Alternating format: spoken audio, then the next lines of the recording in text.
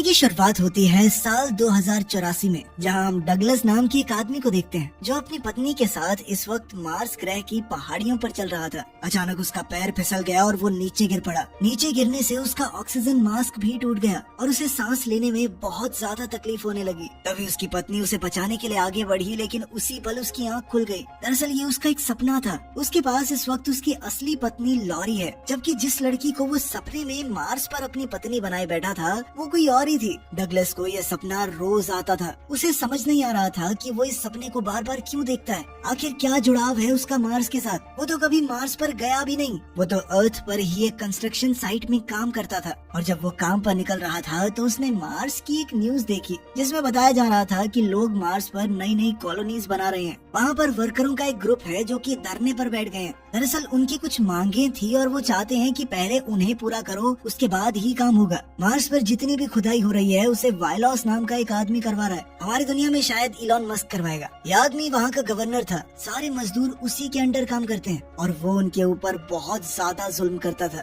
एक इंटरव्यू में गवर्नर से पूछा गया कि मार्स पर जो लोग धरने पर बैठे हैं उनका कहना है कि मार्स पर एलियंस के अवशेष मिले हैं। इस पर आपका क्या कहना है? गवर्नर ने साफ साफ मना कर दिया। उसने कहा कि ऐसा कुछ भी नहीं है। दरअसल मार्स में खुदाई के दौरान एक बहुत ही अजीबोगरीब धातु मिली है, एक ऐसा मेटल जो कि सिर्फ मार्स पर ही मिलता है। इस मेटल के कारण ही गवर्नर बहुत ज्यादा अमीर हो गया। वहीं डगलस जब ट्रेन से अपने काम पर जा रहा था तभी उसने रिकॉल नाम की कंपनी की एड देखी टीवी पर। इस कंपनी का कहना था कि अगर आपको कहीं भी घूमने जाना है तो पैसे बर्बाद करने की जरूरत नहीं है। हम आपके दिमाग में बिल्कुल ऐसी यादें डाल देंगे जो एकदम असली लगेंगी। आपको ऐसा लगेगा जैसे आपने वो जिंदगी वाकई में जी है। इसीलिए लोग अपनी ड्रीम डेस्टिनेशंस की यादें रिकॉल से अपने दिमाग में डलवा रहे हैं, जैसे कि वो मार्स पर गए हों, चांद पर घूम के आए हों, कुछ भी जो डलवाना डलवा लो। इस तरह की जगहों पर जाने और रहने के एक्सपीरियंस लोगों के दिमाग में उनकी यादों के तौर पर बन जाएंगे और ये सिर्फ रिकॉल कंपनी की टेक्निक की मदद से ही हो सकता है। किसी और के पास ये टेक्नोलॉजी नहीं है।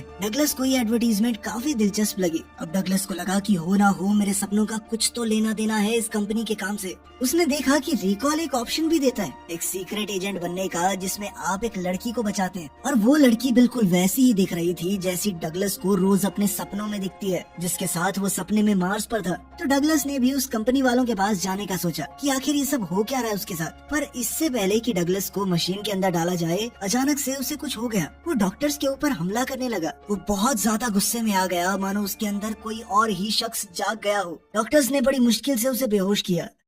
अब डॉक्टर्स ने रिकॉल कंपनी के मालिक को सब कुछ बताया। वहाँ से किसी को बुलाया गया जिसने डगलस को उसके घर पर छोड़ दिया। थोड़ी देर बाद जब डगलस अपने होश में आया तो उसने सब कुछ अपनी पत्नी लॉरी को बताया। वो अजीब सी मशीन, उस एड के बारे में, अपने सपनों के बारे में, सब कुछ। लॉरी ने उसे शांत करते हुए कहा, किसी ने तुम्हारे दिमाग के साथ छेड़छाड़ नहीं की, ये सब कुछ तुम्हारा भ्रम है। डगलस ने अपने हाथों का खून दिखाया और कहा कि जो कुछ मैंने कहा वो सब सच है, लेकिन लॉरी उसकी बात पर भरोसा नहीं कर रही। इसके बाद जैसे ही वो वॉशरूम में अपने हाथ धोने गया, इसी दौरान लॉरी ने चुपके से एक सीक्रेट एजेंट को कॉल कर दिया और कहा कि तुम्हें यहाँ जल्द से जल्द आना होगा। जैसे ही डगलस वॉशरूम से बाहर आया, लॉरी ने उस पर हमला कर दिया, लेकिन अपने ऊपर हुए हमले को देखते ही डगलस के हाथ अपने आप चलने लगे, मानो उसकी कोई मसल मेमोरी हो, और उसने बड़ी आसानी से लॉरी को हराकर उसे गन पॉइंट पर ले लिया और उससे पूछा, तुम हो कौन? इस पर लॉरी ने बताया कि मैं तुम्हारी पत्नी नहीं हूँ। ये सुनते ही मानो डगलस के पैरों तले जमीन खिसक गई। उसने हैरान होकर कहा, लेकिन हम तो पिछले 8 साल से साथ रह रहे हैं। लॉरी ने उसे बताया कि ये सब झूठ है, तुम्हारे दिमाग में ये सब डाला गया है, ये यादें, ये जिंदगी।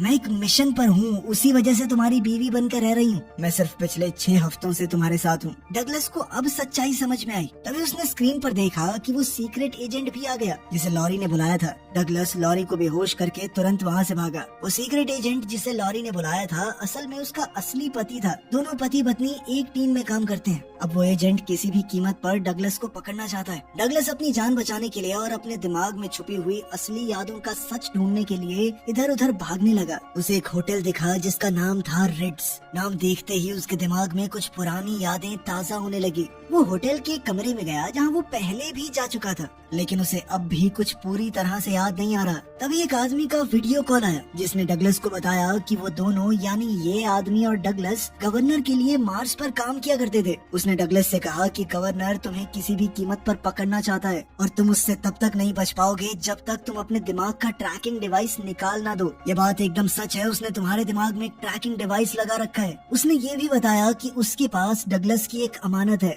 एक बैग जो कि डगलस ने उसे बिल्कुल ध्यान से रखने के लिए कहा था। डगलस ने देखा कि वो आदमी इसी होटल में नीचे खड़ा है और उसके पास एक बैग भी है। फिर वो आदमी जो डगलस का कलीग है और कभी मार्स पर उसके साथ काम करता था, उस बैग को वहीं छोड़कर निकल गया। डगलस ने नीचे जाकर बैग उठाया। जब वो यहाँ से निकलने की कोशिश कर रहा था तभी गवर्नर के सीक्रेट एजेंट्स ने उस पर हमला कर दिया, लेकिन किसी तरह डगलस वहाँ से बच निकला। उसने एक पुरानी फैक्ट्री में जाकर बैग खोला जिसके अंदर काफी पैसे रखे हुए थे, कुछ अजीब तरह के हथियार भी थे और सबसे बड़ी बात उसके अंदर एक वीडियो टेप है जिसके अंदर उसने अपने लिए एक वीडियो पहले से रिकॉर्ड कर रखी थी। उस वीडियो को देखकर डगलस को पता चला कि उसका असली नाम काल है। साथ ही इस वीडियो में ये रिकॉर्ड किया गया है कि मार्स पर जो भी लोग धरना दिए बैठे हैं वो लोग बिल्कुल सही हैं, क्योंकि मार्स पर कुछ ऐसा हो रहा है जो गलत है। यही डगलस यानी कि काल ने अपने दिमाग से वो ट्रैकिंग डिवाइस निकाल दिया। इसके बाद उसने मार्स पर जाने का फैसला किया। दरअसल इसी बैग में मार्स की एक टिकट भी थी। अब काल अपना रूप बदल कर मार्स पर पहुंचा। वहीं सीक्रेट एजेंट भी उसी जगह पर पहुंच गया जहां डगलस यानी काल ने सभी सबूतों को देखा था।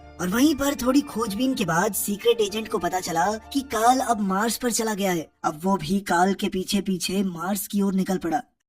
जैसे ही वो मार्स के एयरपोर्ट पर पहुंचा तो उसने काल को वहां देख लिया, लेकिन काल जल्दी से ट्रेन में चढ़कर वहां से निकल गया। उस ट्रेन की मदद से वो मार्स की कॉलोनी में पहुंचा। इस पूरी की पूरी कॉलोनी को कवर किया गया था ताकि उसके अंदर ऑक्सीजन की सप्लाई दी जा सके। काल यहाँ से होटल में गया जहाँ उसके लिए पहले से ही एक नोट मौजूद था। इस नोट में लिखा था कि उसे मेलिना से मिलना होगा। एक टैक्सी ड्राइवर ने उसकी मदद की और उसे मेलिना के पास ले गया। वहाँ पहुंचकर काल ने देखा कि यहाँ बहुत से बीमार लोग हैं। इनके चेहरे बहुत अजीबोगरीब से हो गए हैं, वो लोग एलियंस जैसे लग रहे हैं। टैक्सी ड्राइवर ने बताया कि यहाँ जो दीवार है वो बहुत ही ज्यादा कमजोर है। इस दीवार को डोम कहा जाता है। डोम के कमजोर होने की वजह से ही बाहर के वातावरण का लोगों के ऊपर बहुत बुरा असर हुआ है। उनके चेहरे तक बदलने लगे हैं। वो लोग बाहर की हवा से इन्फेक्ट हो चुके हैं। अब काल यहाँ मेलिना से मिला और जब उसने मेलिना को देखा तो वो हैरान रह गया, क्योंकि ये वही लड़की है जो उसके सपनों में आती थी। मेलिना उसे देखते ही बहुत नाराज हुई और कहा कि काल उसे अकेला छोड़कर क्यों चला गया। काल ने उसे बताया कि वो किस तरह पृथ्वी पर था। उसके दिमाग से सारी यादों को हटा दिया गया है, लेकिन मेलिना ने उसकी कोई बात नहीं मानी और तो और उसने काल के ऊपर बंदूक तान दी। अब मेलिना को लग रहा था कि काल गवर्नर के लिए काम करता है और मार्स पर जो भी लोग धरना दिए बैठे हैं वो उनको मार देगा। मेलिना ने गुस्से में काल को वहाँ से चले जाने को कहा, क्योंकि वो उस पर अब भरोसा नहीं कर पा रही। कुछ देर